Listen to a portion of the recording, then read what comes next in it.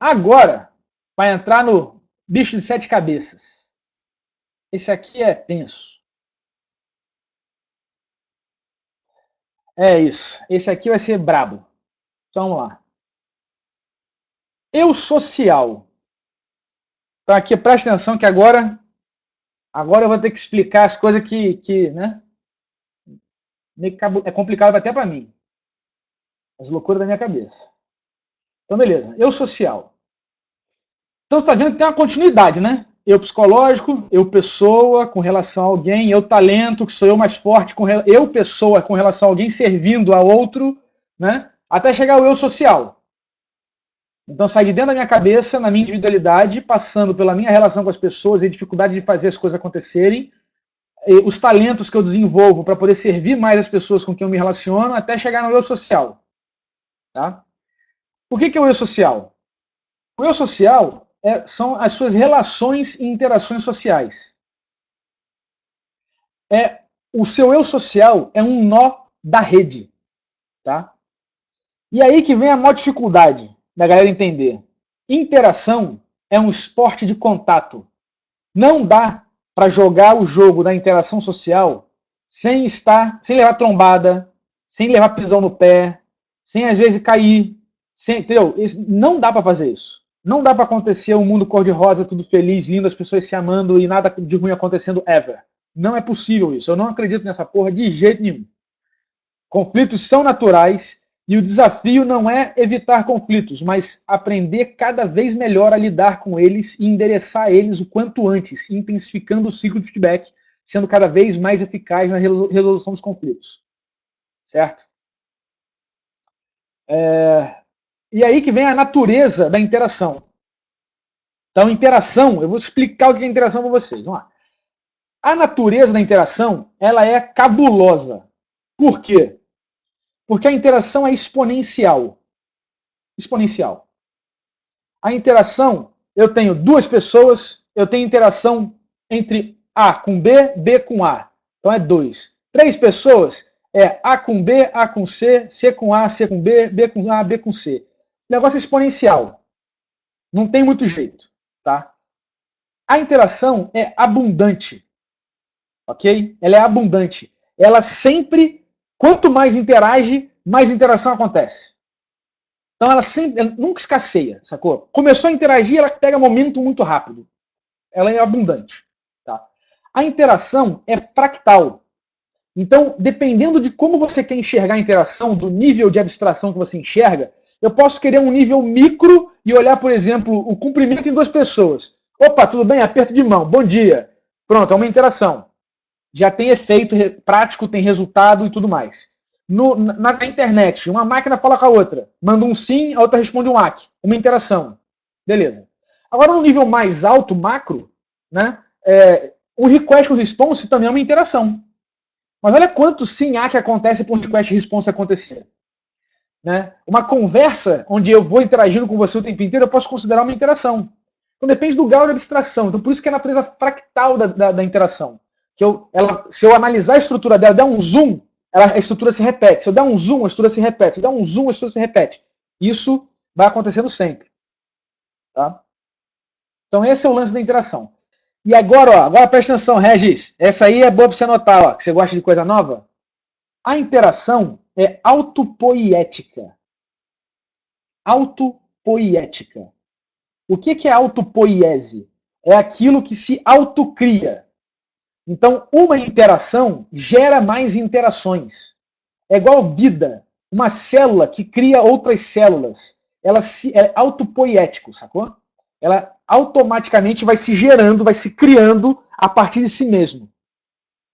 Então a interação, ela está para mim conectada com a natureza da vida, tá? Beleza. Em cima disso, a gente tem alguns conceitos bacanas para sacar o lance da rede, da interação e tudo mais. Então, aqui tem alguns conceitos. Primeiro, o conceito de interação. Interação é uma comunicação entre 2 pares, peer-to-peer. Tá? Conexão direta. Se eu tiver um intermediário, então eu tenho mais interações, que é entre um e o outro, entre o outro e o terceiro, e por aí vai. Além disso, no conceito da interação, eu tenho o conceito de licença. Licença descreve os limites da interação estabelecida entre os pares. É o protocolo aceito. O que você vai aceitar na interação? O que você concorda? E a licença é um atributo da interação. Cada interação tem uma licença que se estabelece na relação entre as pessoas, entre os pares. Tá?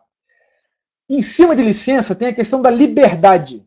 A liberdade é um atributo da interação e ela descreve o potencial de interação. Então, quanto mais liberdade, mais interações potenciais existem.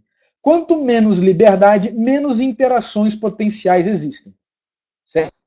Dentro do grau de liberdade, você ainda assim tem a licença. Tá?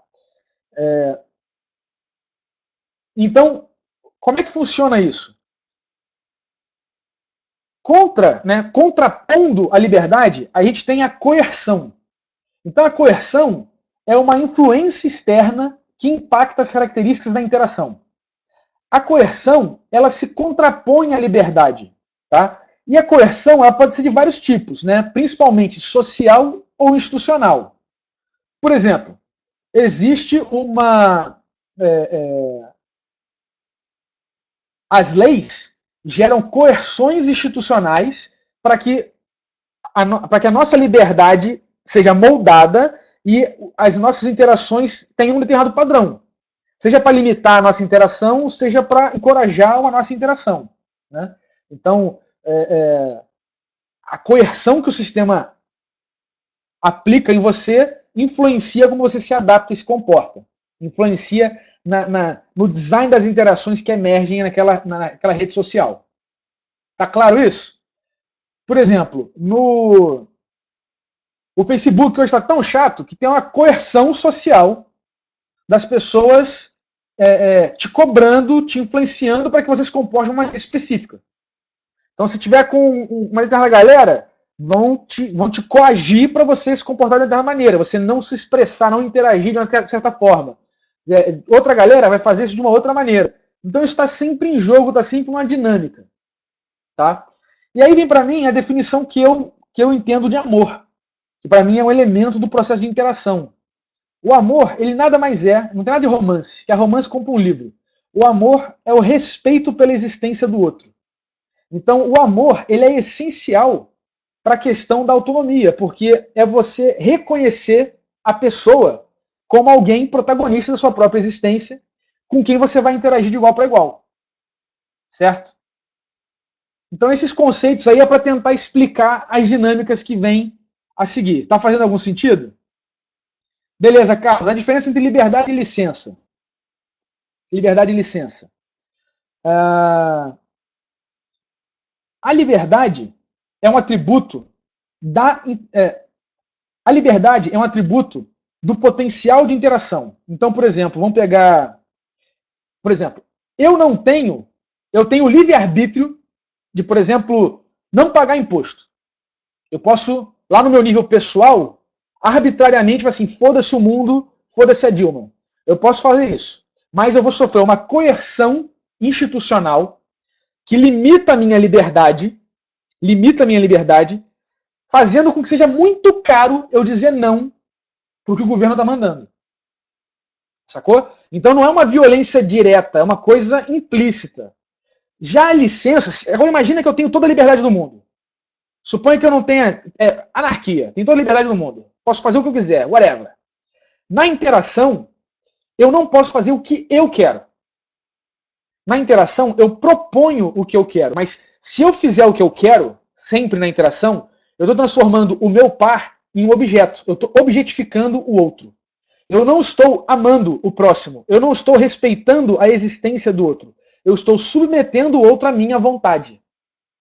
Eu faço o que eu quero. Então, existe um processo de negociação e uma licença que se estabelece do que é aceitável naquela interação. Então, com uma pessoa, você pode estar mais à vontade, é aceitável você abraçar a pessoa, ser abraçado pela pessoa. Com outra pessoa, não. Você dá aperto de mão, porque você não se sente muito à vontade. Essa licença é da interação. isso não tem a ver com a liberdade, porque a liberdade é o potencial de interação. Se eu tirar toda a liberdade, eu não tenho interação nenhuma potencial. Eu não consigo nem praticar a licença, sacou? Não, a licença não é uma regra. A licença é um combinado, é um acordo. A licença é um acordo. O nome é complicado, porque a gente está acostumado em licença como alguma coisa, uma lei, né? Alguma coisa escrita, uma canetada. Mas não, é um protocolo. É um protocolo. Então, a licença, quando eu vou interagir com um japonês na casa dele, é de tirar o sapato. Porque não é aceitável na nossa interação de uma visita na casa dele que eu use o sapato no chão da casa dele. É um protocolo de comportamento. Os limites do que pode ser feito, do aceitável. Isso é de pessoa para pessoa, de lugar para lugar. Isso não é passível de regra. Porque isso é combinado na interação. Beleza? Eu tenho a liberdade de usar o sapato e causar. Tem essa liberdade.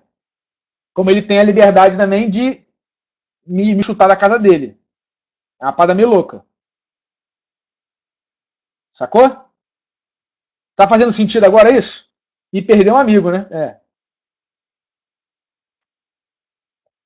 Beleza, então. Então vamos seguir adiante. Aí chega aqui o seguinte.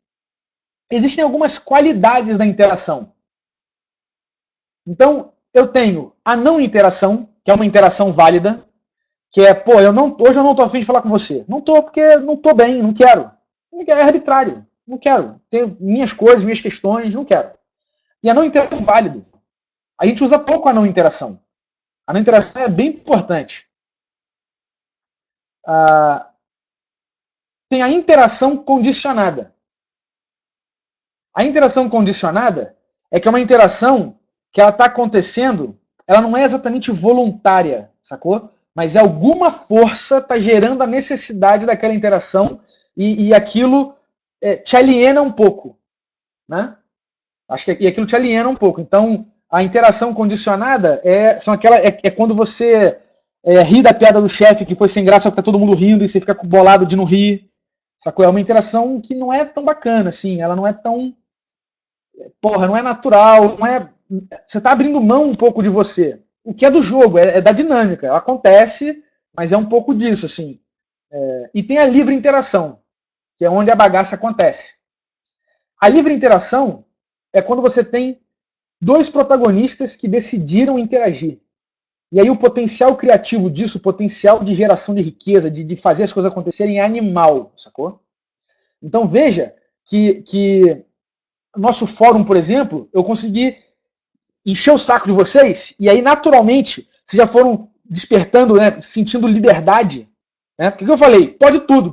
Mas só do curso? Não, o que você quiser. Fala do emprego, fala do trabalho, fala que você está chateado, fala o que você quiser, bota lá. Então aí criou o quê? Criou um campo de interação com alto grau de liberdade para que as pessoas pudessem interagir. E aí a interação foi criando licenças. O Regis foi postando meme e a galera foi rindo, dando feedback para ele que aquilo estava legal.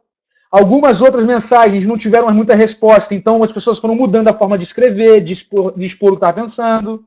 E aí, naturalmente, num ambiente de extrema liberdade, as interações foram se configurando para criar uma rede viva com interação transbordando em tudo quanto é lugar.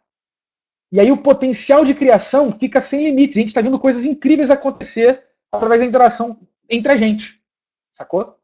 Então, esse papel da livre interação, para mim, é a chave para fazer as coisas acontecerem. Para mim, essa é a grande parada. Essa é a grande parada, sacou? Mas não é uma parada assim, maquiavélica, não é uma parada de laboratório. Porque eu não tenho controle.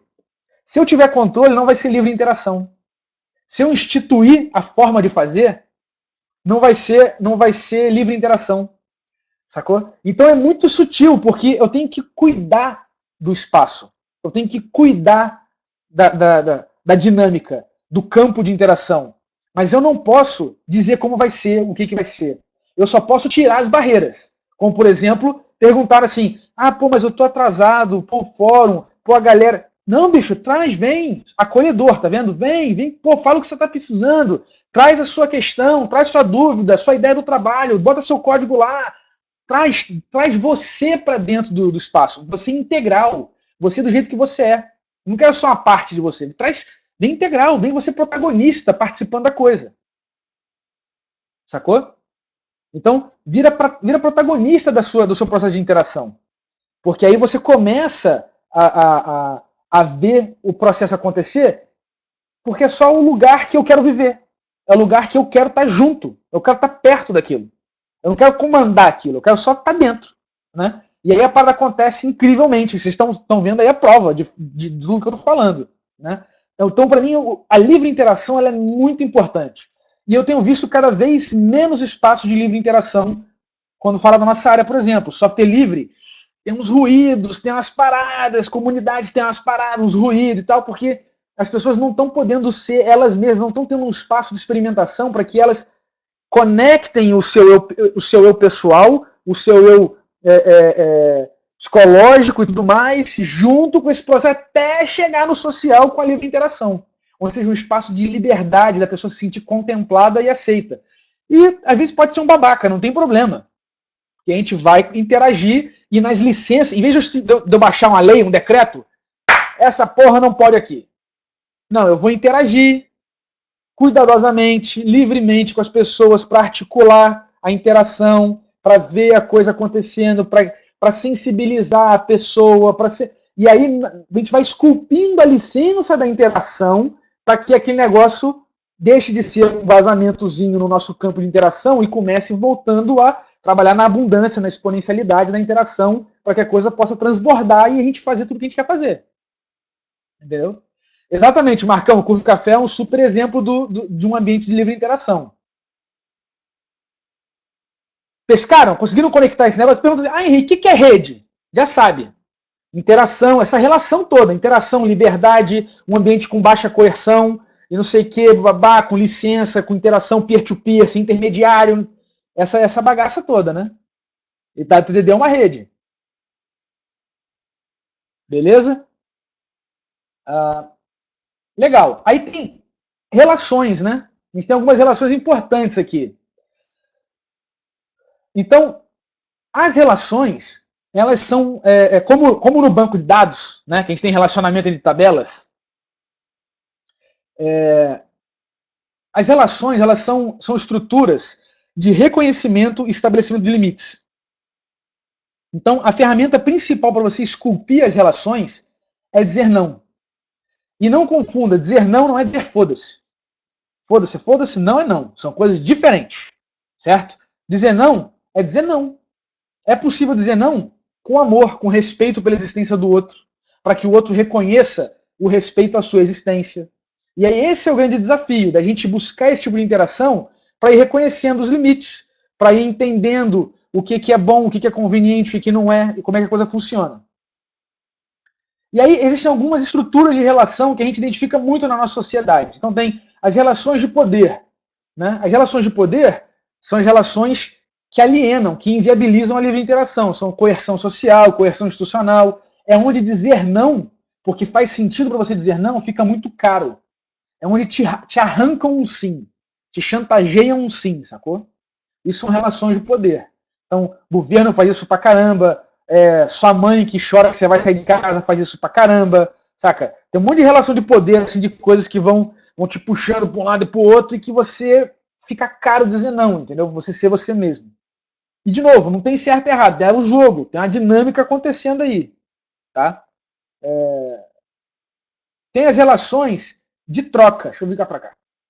As relações de troca, elas são acordos voluntários, né? E a negociação é um processo de relação de troca, né? Onde tem alguns tipos, algumas qualidades de negociação. Tem a negociação ganha-perde, que reduz o poder. Olha só agora Business 101 com foco no eu social.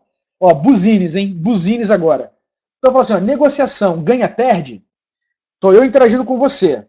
Eu uso de alguma coerção, alguma vantagem que não parece transparente, não parece de acordo, para ganhar de você e você perde com isso. Isso reduz o potencial de interação, porque você não vai querer interagir de novo comigo. Você vai preferir fazer um negócio com outra pessoa mais caro do que fazer um negócio comigo. Sacou? Então eu tô jogando contra. Às vezes às vezes foi necessário, porque naquele momento foi crucial, não sei o quê, mas no médio prazo, eu estou jogando contra. Estou tendo desperdício. Tá? Tem as relações, as negociações ganha-ganha, que mantém o potencial de interação. Então, pô, eu ganhei, você ganhou, os dois ficaram satisfeitos, pô, legal, porque aí o potencial tá bacana, se manteve. Eu não tô tirando de lugar nenhum. A gente criou coisas junto, criou interações ricas juntos. E aí tem um que é muito épico, que eu acho muito massa, que é o ganha-ganha-ganha, que amplia o potencial de interação. Então eu faço um negócio com você, onde eu ganho, você ganha, e o ecossistema ganha. Sacou? Com isso, sobra, transborda interação. Então, por exemplo, eu estou compartilhando com vocês as coisas que eu acredito ser muito massa de desenvolvimento de software.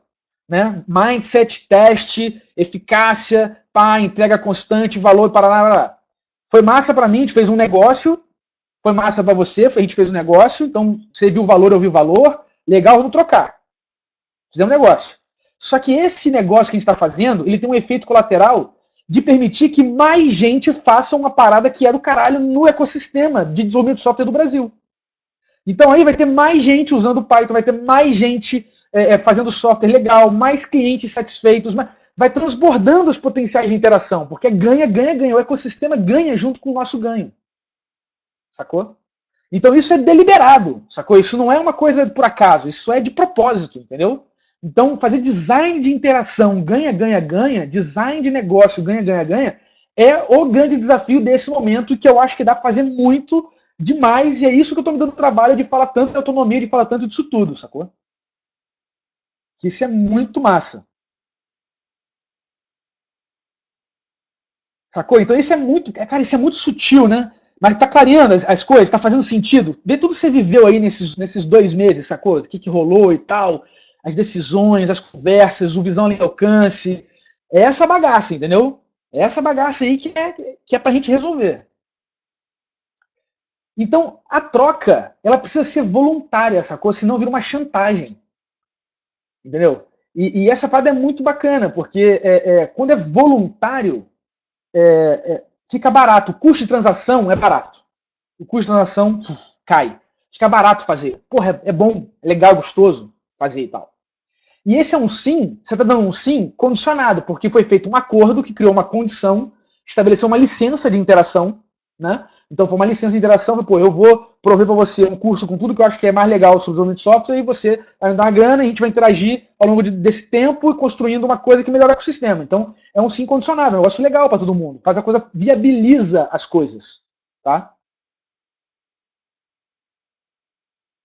Isso, Marco Ribeiro, a gente vai chegar lá. Eu vi a thread que vocês criaram lá sobre software livre, cliente, propriedade de software. Tem muita coisa para falar disso aí.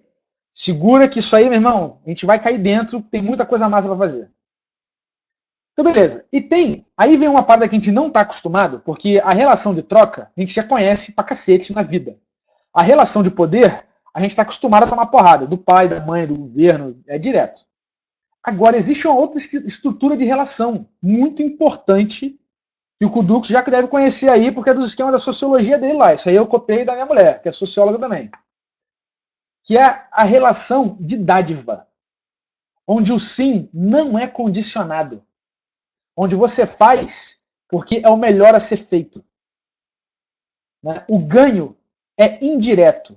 Você está investindo no ecossistema para que a coisa floresça, o potencial de interação aumente, e aí você consegue fazer mais coisa. Sacou? Então, por exemplo, eu faço um monte de palestra, um monte de lugar. Nunca cobrei para dar uma palestra. Por quê? Porque não é meu business. É errado cobrar para dar palestra? Não. Tem gente que cobra, que é o negócio do cara. A vida do cara é assim, ele estuda para dar palestra e tal, é um business. O meu não é, o meu é outra coisa. Só que eu vou e dou palestra, uso meu tempo, me dedico aos outros e tal, e isso fomenta a comunidade. Aí eu tenho vários ganhos indiretos. Eu consigo dormir na casa das pessoas sem pagar hotel, eu conheço mais gente, eu fecho mais projetos que mais pessoas me conhecem, eu vendo mais curso, eu conheço mais gente interessante, eu preciso me relacionar menos com um ambiente comercial tradicional que eu gosto tão pouco, entendeu? Então, você amplia a sua rede, você expande a rede e o potencial de interação, entendeu? Então, é a dádiva. A dádiva é uma coisa muito importante, porque ela explode o potencial de interação. É uma coisa incrível, surreal. De boa até aqui? E aí a gente tem, nessa estrutura de interações, a gente tem os clusters, né, que são as aglomerações. As aglomerações, os clusters, a gente tem dois tipos principais. Tá? Tem grupos e comunidades. Então, grupos, tem ali conjunto de pessoas. É isso que é um grupo. O que é um grupo? É algébrico. É um círculo com um monte de pontinho dentro, cada pontinho é uma pessoa. Então, um grupo é algébrico. Um grupo, geralmente, ele tem um propósito, ele tem um objetivo focado em um tema. Ele tem uma razão de ser. Tá? Ele tem uma razão de existir. Isso é um grupo. Tá? E um grupo, ele predefine o campo de interação. Então, um grupo de Python, você vai ouvir de Python. Um grupo de Rails, você vai ouvir de Rails. Se você começar a falar de Python no grupo de Rails, você vai porra, aqui é grupo de Rails, aqui é grupo de Python. Fica aquele mimimi todo, né? Então, um grupo é um campo mais restrito. O que não é um problema. É uma escolha. Sacou? Você decidiu fazer daquela maneira, abrindo mão de uma outra maneira. Tá? O problema do grupo é que o grupo ele é utilitarista. Ele está ali em função de algum outro interesse.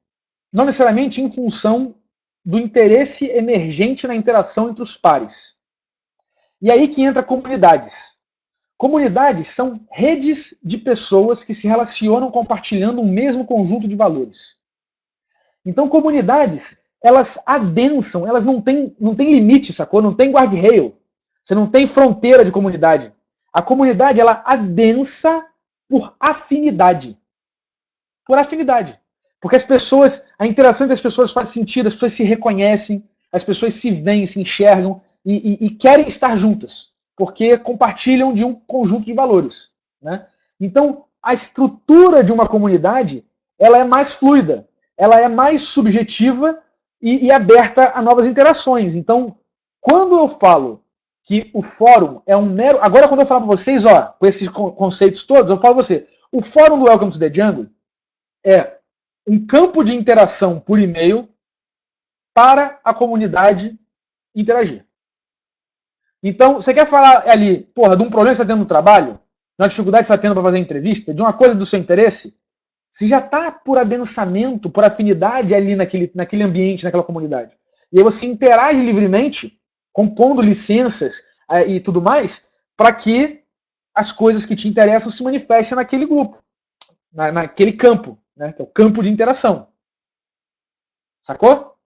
Então, essa visão é que faz a coisa fluir muito e faz a comunidade adensar. Então, não interessa onde.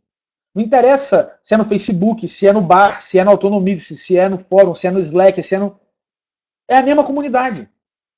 E não tem fronteira, porque vai conhecer mais uma pessoa, vai chegar, vai aproximar, vai fazer, não sei, então a coisa vai adensando cada vez mais. Né? A gente vai aumentando o potencial de interação para que a coisa se manifeste. Tá? E aí, para mim, tem princípios para a interação. Todo mundo vendo aí? Dá uma piscada aqui na minha tela. Então tá. Então, os princípios da interação.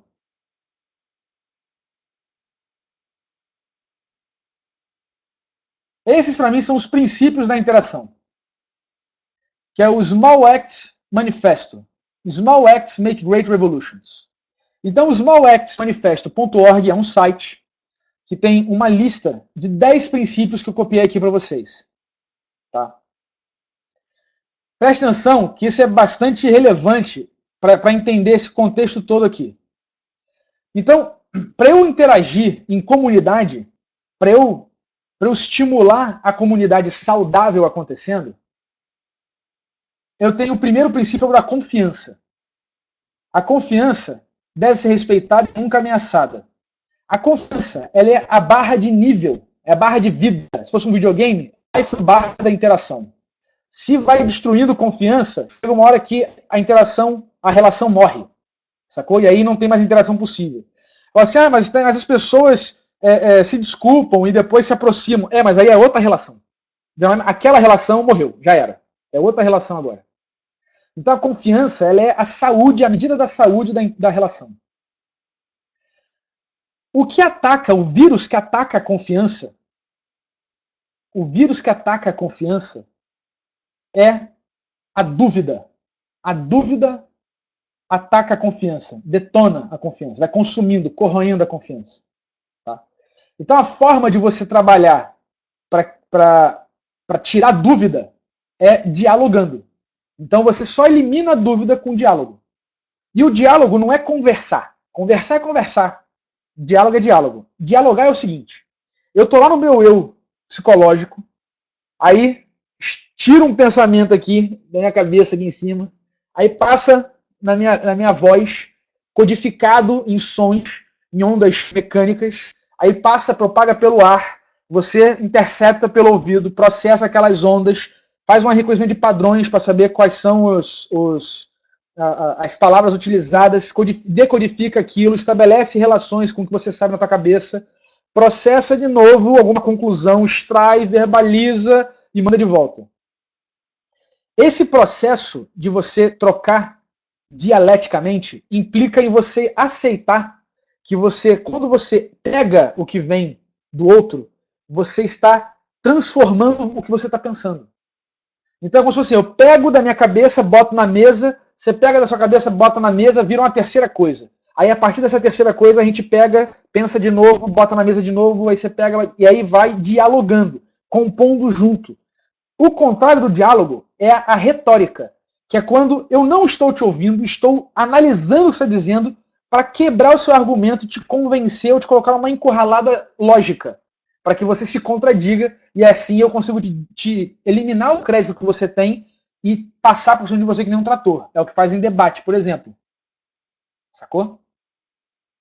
Então, esse fluxo da diferença do diálogo e da retórica é fundamental. Porque a maior parte das vezes que a gente está conversando, a gente está usando retórica. A gente está disputando a razão. A disputa da razão é retórica. A conversa, o diálogo, ele é a construção de um entendimento mútuo sobre um assunto. Então, o diálogo ele é fruto de uma interação entre dois protagonistas que se reconhecem como protagonistas. Certo? Beleza até aqui? Então, depois disso, do diálogo, tem a questão do contato pessoal. Porque não tem jeito, cara. Diálogo pressupõe amor, Rômulo, exatamente. Exatamente. O contato pessoal é a experiência mais rica e insuperável por qualquer mídia ou tecnologia. Não tem jeito. Tem coisa que tem que ser tete a tete. A Vera, o boteco é fundamental por isso. Ir no evento é fundamental por isso. Ir no encontro é fundamental por isso. Porque não dá para economizar. Não dá para economizar o contato pessoal. Por quê? Porque o contato pessoal é a maior banda que tem. O broadcast é o mais potente que tem. Porque eu estou transmitindo som, estou transmitindo expressões faciais, estou compartilhando com você o mesmo ambiente, então está sob a mesma temperatura, com o mesmo contexto, o mesmo som, eu estou olhando, você está me olhando. Então, o contato pessoal, ele é muito, tem muita informação codificada na comunicação no contato pessoal, sacou? Então não dá para economizar contato pessoal. Então, assim, tem que ir no cliente, tem que visitar o cliente, viver a experiência do que o cliente precisa, tem que conversar com as pessoas que vão usar o sistema. Esse contato pessoal não dá para você economizar. Quando você economiza isso, vai dar merda em algum lugar. Batata. Não tem como. Não tem como. Às vezes não é possível, mas já sabe. Vai remediando porque vai dar merda em algum lugar. Não tem como. Beleza? E aí vem a chave para que você consiga alavancar contato pessoal, diálogo e confiança de uma vez só. Com transparência, com reconhecimento dos seus limites, com reconhecimento das suas falhas. Quando você se reconhece, quando você se ama, né? Respeita a sua própria existência e ama o próximo, respeita a existência do outro, você pode ser transparente, porque você é falho, você ali compartilha. E aí, com transparência, você consegue manter uma comunidade sustentável, porque você não tem espaço para dúvida. Então, a saúde, a confiança está sempre em alta. Então, transparência é chave por isso. Não é que transparência é bonitinho, porque eu tenho que botar lá para eu poder emitir ação em Nova York, eu tenho que ter transparência nas minhas contas. Não é isso. A transparência é para você ter confiança. Sacou? Esse é o grande remédio da parada. E aí é importante, para complementar a transparência, a diversidade. Porque sem diversidade, você só vai ter consenso. E nada é pior do que consenso. Consenso é uma merda. o dissenso é fundamental. Você só busca consenso quando você quer que os outros aceitem que você está falando besteira. A diversidade é quando você abre mão do que você, de se levar muito a sério. Em vez de você especificar um rótulo para você, você usa um rótulo como humano. Pronto, você o que você é? Sou humano. E que se exploda o resto. Não interessa de onde você vem, como é que você parece, se é alto, se é baixo, se é gordo, se é magro, se é preto, se é branco. Não interessa nada disso. Interessa que você é humano, que você é uma pessoa e aí passiva de interação, de reconhecimento, de protagonismo, e aí você começa a ter todo o potencial de interação se ampliando. Certo? Então, diversidade é importante por isso. Para você poder ter na diferença os complementos, as coisas vão interagindo, vão aquecendo, vão se complementando, você vai aprendendo coisa nova. Você não aprende coisa que você já sabe, você aprende coisa nova. Beleza. Tem auto-organização, que aí é uma parada importante também, porque auto-organização, líderes emergem, mas não devem existir donos. Num grupo, é muito comum ter o admin do grupo. O admin da bagaça lá, é o dono da parada. Né? Numa comunidade, isso não se manifesta dessa maneira. Você tem lideranças que se manifestam de acordo com a interação. E a liderança, qual a diferença de você ser dono para você ser líder? O dono, ele tem autoridade. É instituído, autoridade. O líder, conferiram a ele a autoridade. Sacou? Então só existe líder enquanto alguém segue o cara. Quando alguém para de seguir o cara, deixa de ser líder, passa a ser mais um interagente normal. Agora o dono não, é o dono da bola. Ele não gostou, leva a bola para casa, entendeu? Então essa é a pegada diferente. Por isso que a auto-organização, ela emerge da interação e com a visão no porquê da coisa, né? Então assim, vou ter um time auto-organizado. Precisa ter alguém ali dizendo o que ele tem que fazer? Não, precisa ter alguém ali com um problema a ser resolvido. Aí todo mundo vai se auto-organizar para resolver aquele problema de comum acordo, conjuntamente, entendeu? Cada um liderando em cada passo, correspondendo e contribuindo para que a coisa se manifeste. Então, sem isso, você não tem como, sacou? Então, por isso que eu digo assim, programador que manja de gestão, programador que entende de sistema, que entende da dinâmica social, que entende como as coisas funcionam, não precisa de gerente. Não precisa. Porque ele é um autogestor. Ele entende que não se trata de ele fazer o que é, se trata de fazer o que precisa ser feito. E eles colocam a serviço e a coisa acontece. Então, uma equipe auto-organizada, para mim, gerente é a medida da ineficiência da empresa. Dá para ser perfeito? Não dá para ser perfeito. Mas é um indicador que eu considero. A quantidade de hierarquia que tem na porra da empresa é uma medida da ineficiência, da injeção que a parada tem. Né? Porque para tomar uma decisão, para corrigir um rumo, cara, é um puta trabalho para você navegar na hierarquia e fazer os caras aceitarem que tem que mudar o rumo. Sabe? É uma parada muito louca. Muito, muito louca. E aí vem a dificuldade. Lembra que eu falei lá no começo que o grande desafio é a ação? Lembra que eu falei que o grande desafio é a ação? Quem lembra disso? Que a cabeça fica fritando, mas a gente não faz nada. Então, aí agora vem um tapa na cara. Ó.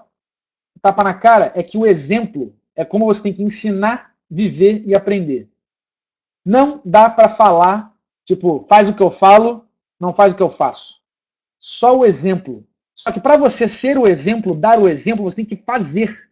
Para você fazer, você tem que administrar toda essa estrutura, essas camadas aí, para você não se inviabilizar e realmente botar a roda para girar, entendeu?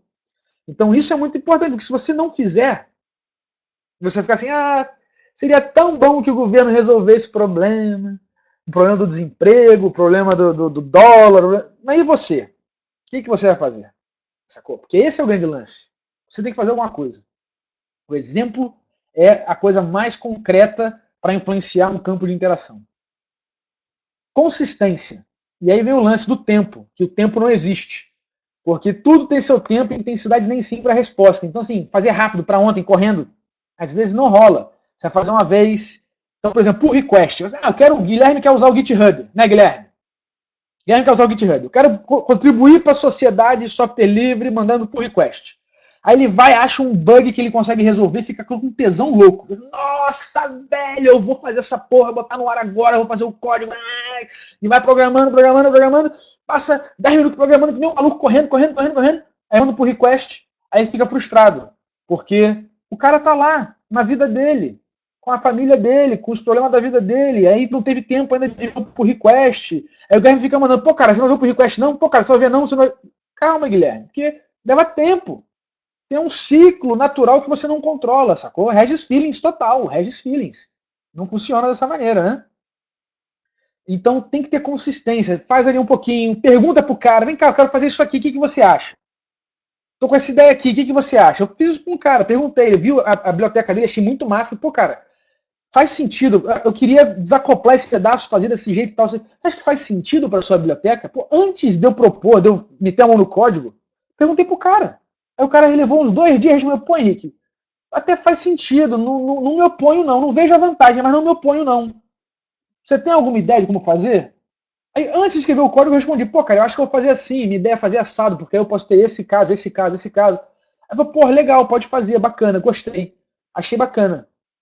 Aí eu fiz um fork do projeto dele para eu fazer o código que eu vou fazer para ele. Mas quando eu tiver tempo também, na interação possível, sacou? Então leva tempo a parada, a vida não acontece noite pro dia, entendeu?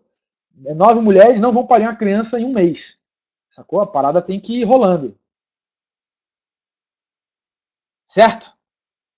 Tranquilo? Então, segura o Regis Feelings, consistência. E aí vem a questão da dádiva aparecendo aqui de novo, que é doe, doe, doe. Você vai surpreender como isso retorna rápido.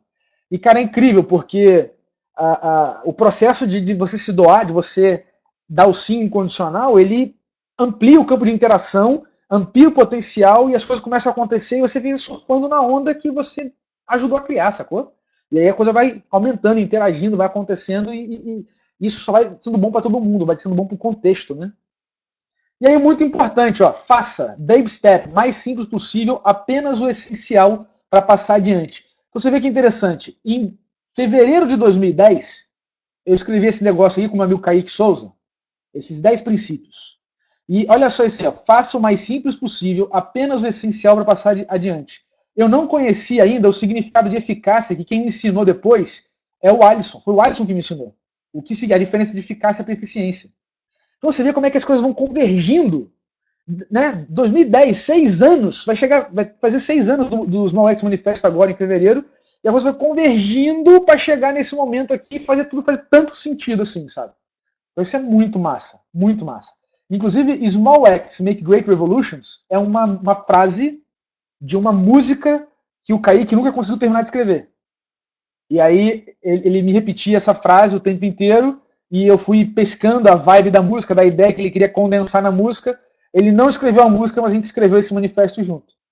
Né, com o apoio de uma galera. O Berrondo estava lá, o Pelegrino estava lá, Tapajós, Vinícius Teles, Silvestre Mergulhão, Rafael Lima. Porra, uma galera enorme da comunidade do Rio de Janeiro estava lá com a gente nesse processo de interação que gerou um documento. Olha só que maneiro, gerou um documento de, sei lá, umas 15 páginas, cheio de referência. A pergunta que eu fiz para todo mundo era: o que é que a gente faz na nossa comunidade que é tão do caralho?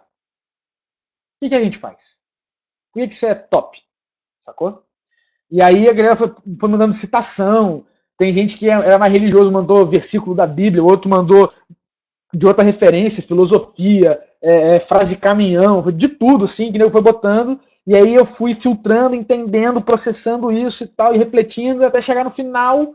Não foi num resort, não, foi num Skype call, que o Kaique estava em Orlando, eu estava em casa e eu tinha que entregar isso para ele, né? Eu ia viajar para encontrar ele e aí a parada rolou. Eu fui visitar ele na casa dele. Eu fui para PyCon 2010, né? E aí rolou, saiu o manifesto, sacou? Que não terminou a música, mas fez o manifesto. Então quanta coisa maneira acontece a partir daí, sabe? Muito, muito rico esse processo. E aí tem algumas perguntas e respostas aqui, um QA, que eu extraí lá do nosso lance lá do site. Então, como fazer autonomia parte de uma cultura empresarial? Então você vê, né, que interessante. Autonomia de quem? Né? Autonomia das pessoas? Porque a autonomia é uma decisão de cada um, né? A busca pela autonomia é uma decisão de cada um. Então acho que o exemplo é muito importante em relação a isso. A outra coisa é o exemplo de quem está hierarquicamente superior, né? Do dono da empresa. Se o dono da empresa não quer uma equipe autônoma, não vai existir uma equipe autônoma. Sabe? Não é possível isso. Não acredito que seja possível você hackear o ponto de ter uma equipe. Pode ter uma equipe ágil, faz não sei o quê, mas se o dono da empresa não acredita nisso, não dá para fazer. Porque ele vai ser sempre aquele agente de força com relação de poder que vai fazer o processo coercitivo que distorce o campo de interação, que impossibilita que as pessoas se reconheçam mutuamente, né? Se reconheçam como protagonista. Então, isso é muito complicado. Como criar autonomia trabalhando numa empresa? Isso é legal, isso dá para fazer, fácil, fácil, fácil. A primeira coisa é, bom, se você está numa empresa e existe a percepção de uma relação de dependência que você tem da empresa, você já não tem autonomia, tem dependência. Então a primeira coisa que você tem que fazer é criar uma alternativa à empresa. Não que você vai sair da empresa, mas é só para ter uma alternativa. É a carta na manga, sacou? É para poder dizer não. Na hora que tem que dizer não. Sacou? Então é o plano B. Então, para isso, ó, testa o mercado, tem que mandar currículo, tem que encontrar pessoas, participar da comunidade, conhecer gente, ajudar. Cara, 100% dos clientes que chegam para mim conseguem o que querem. Poucas 10% eu que atendo. 90% eu arrumo alguém para atender o cara, mas o cara ele não para, não interage comigo e fica sem solução. De jeito nenhum, isso é dádiva. Eu tenho que resolver o problema do cara. Porque na próxima que ele tiver um problema, ele vai procurar a minha galera de novo, entendeu? Então isso é muito louco. Qual foi, Joe? Não tá conseguindo ver o mind map? Por que não? Tá alto aqui o bagulho. E aí, rolou? Funcionou, Joe?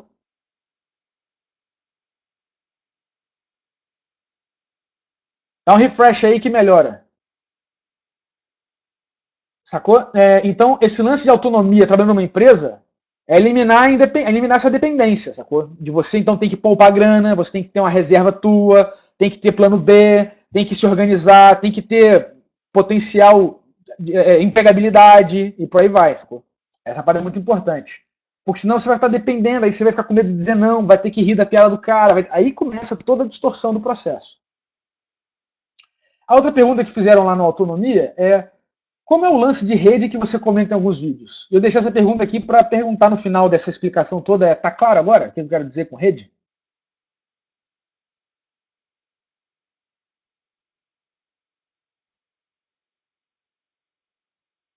Agora levanta a mãozinha assim no chat. Quem se surpreendeu com o entendimento de rede? Quem não sabia e agora tá claro o entendimento de rede? Bota a mãozinha para cima.